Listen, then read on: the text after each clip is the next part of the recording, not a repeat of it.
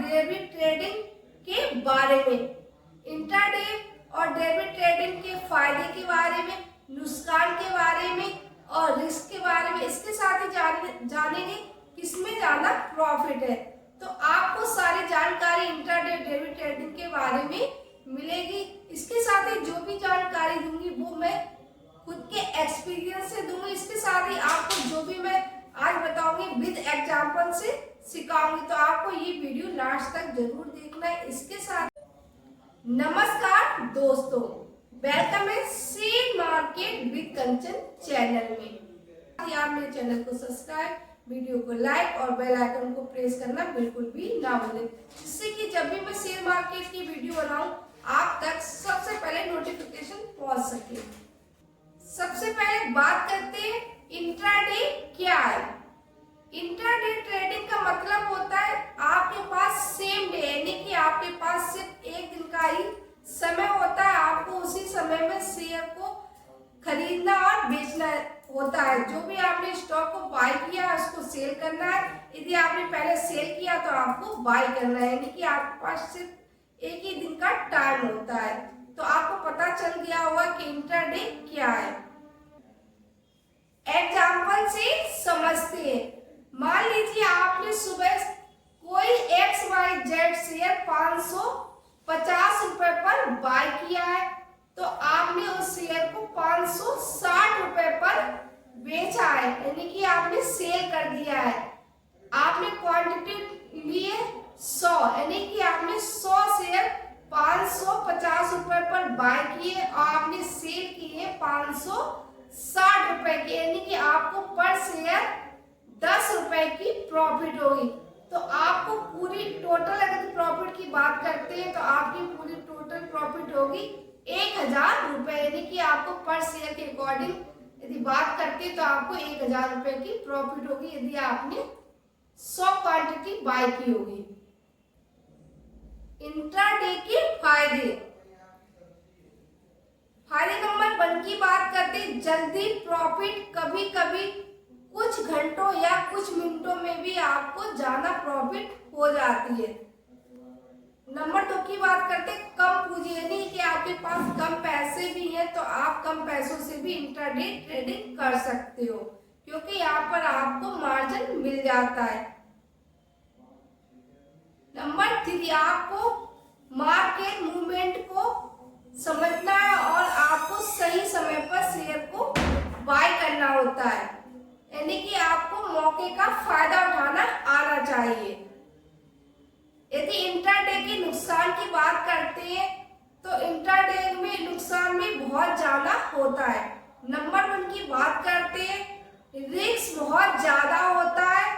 कभी मार्केट उल्टे डायरेक्शन में भी चलने लगता है, यानी कि आपने सोचा कि कोई शेयर आपने 100 रुपए पर बाय किया तो आपको लगता है 100 रुपए पर बाय करने का, वैसे ही शेयर 110 रुपए पर जाएगा, वहां पर बेच दूंगा। लेकिन कभी भी ऐसा होता है कि स्टॉक नीचे आ जाता है, यानी कि स्टॉक 90 रुपए का हो जाता है, यानी कि इसमें आपको 10 रुपए पर शेयर के अकॉर्डिंग नुकसान भी हो सकता है। तो आपको ध्यान रखना है कि आपने कब शेयर को बाय किया और आपको स्टॉप लॉस लगाना बहुत ही ज्यादा जरूरी होता है, यानी कि आपको जितना जल्दी प्रॉफिट होती है उतनी जल्दी आपके नुकसान होने के भी चांसेस होते हैं।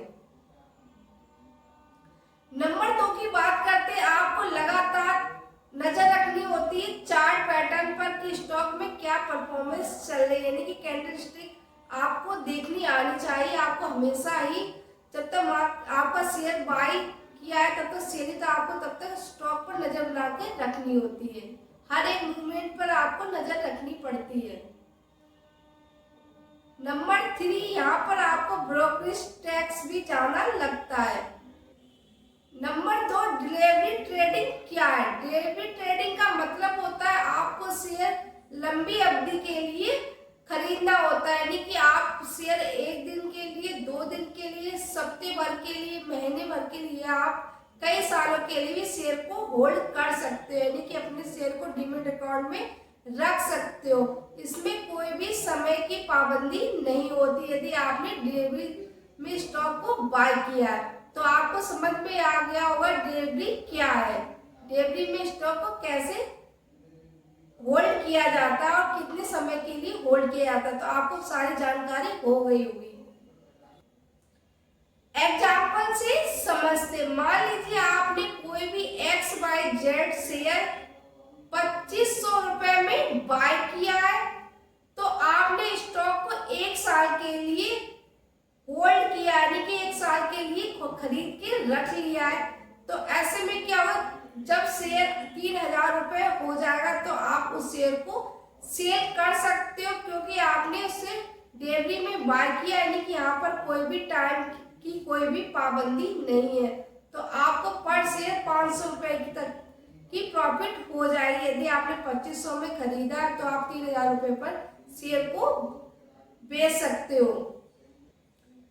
इसके अलावा यदि आपने लॉन्ग टर्म के लिए शेयर को बाय किया, यानी कि डिलीवरी में स्टॉक को बाय किया, तो आपको एक और ज्यादा बड़ा फायदा मिलता है डिविडेंड का। आपको हर क्वार्टरली आपको आपके अकाउंट में डिविडेंड आएगा, जो भी कंपनी डिविडेंड देगी। तो आपको इसका एक बोनस भी मिलता है डिविडेंड के रूप में। तो आप लॉन्ग टर्म के लिए शेयर को बाय करते हो तो वहां पर आपका प्राइस भी इंक्रीजमेंट होगा, यानी प्राइस भी बढ़ता रहेगा। और सेकेंड, आपको बोनस भी मिलता रहता है, बोनस हुआ, स्लिप हुआ या फिर डिविडेंड, कुछ ना कुछ आपको मिलता ही रहता है। डिलीवरी के फायदे, नंबर 1 की बात करते, लंबी अवधि में स्टॉक को खरीद कर रख सकते हो। नंबर 2, रिस्क कम है। नंबर 3, डिविडेंड का भी फायदा होता है। तो आपको डिलीवरी में स्टॉक को बाय करने के 3 बड़े फायदे होते हैं। तो आपको पता चल गया होगा कि डिलीवरी में स्टॉक को बाय करते हैं तो क्या उसके बेनिफिट होते हैं। डिलीवरी में नुकसान, नंबर 1, प्रॉफिट तुरंत नहीं मिलता है। नंबर 2, अगर कंपनी में अधिक खराब प्रदर्शन है तो ऐसे में आपका जो भी प्राइस होगा वो भी आपका प्राइस धीरे धीरे कम होता रहेगा। यानी आपने कोई स्टॉक 2500 रुपये पर बाय किया, हो सकता है स्टॉक का प्राइस 2200 रुपये हो जाए या फिर 2300 रुपये हो जाए। तो ये आपका नुकसान भी होते हैं।